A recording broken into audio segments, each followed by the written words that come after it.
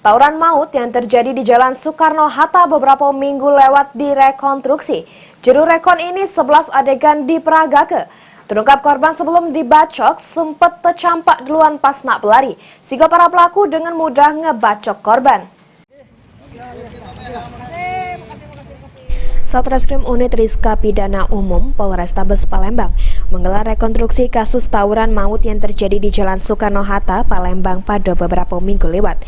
Rekonstruksi yang digelar di halaman Mapolrestabes Palembang ini memperagake 11 adegan yang diperagake langsung oleh 4 uang pelaku yakni FD, IK, AR, dan GB.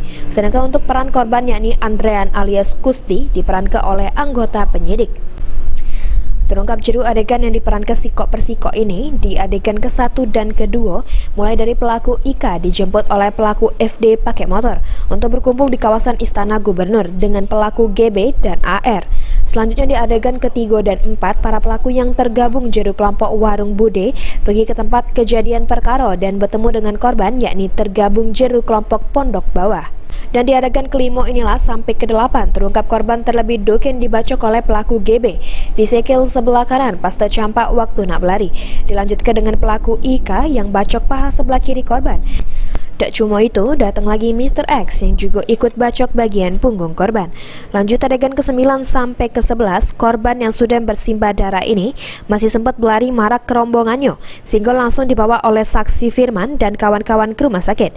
Namun sayangnya pas sampai di rumah sakit, korban dinyatakan meninggal dunia diduga karena kehabisan darah.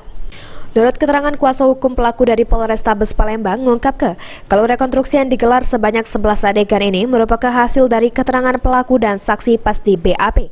Rekon ini juga bertujuan untuk melengkapi berkas ke pengadilan.